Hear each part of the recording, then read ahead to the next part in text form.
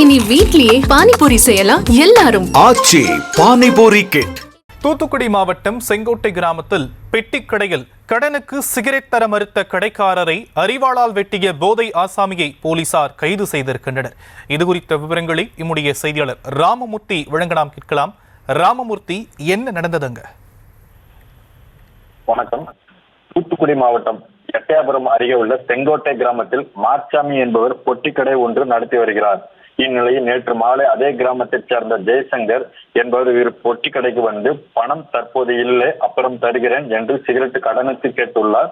ஆனால் பெட்டி கடைக்காரர் மார்ச்சாமி பணம் கொடுத்தால் மட்டும்தான் சிகரெட் தருவேன் என்று கூறினார். உடனே மது போதையில் இருந்த ஜெய்சங்கர், நான் யாருன்னு தெரியுமா, நான் எவ்வளவு பெரிய ரவுடி, ஒழுங்கா மரியாதையா சிகரெட்டு கொடு என்று மிரட்டியுள்ளார். அப்போது மார்ச்சாமி சிகரெட்டு கொடுக்க மறுத்ததால் இருவருக்கும் வாக்குவாதம் ஏற்பட்டுள்ளது. வாக்குவாதம் முற்றிய நிலையில் ஜெய்சங்கர் தனது வீட்டுக்கு சென்று அருவாளை எடுத்து வந்து அருவாளை காட்டி வெட்டி விடுவேன் என்று மிரட்டி மறுபடியும் சிகரெட்டு கொடு என கேட்டு மார்ச்சாமி தர முடியாது, பணம் தந்தால் மட்டுமே தருவேன் என்று சொன்னவுடன் போதையில் இருந்த ஜெய்சங்கர் தான் வைத்திருந்த அருவாளை எடுத்து மார்ச்சாமியின் கழுத்தில் வெட்டி விட்டு அங்கிருந்து ஓடியுள்ளார்.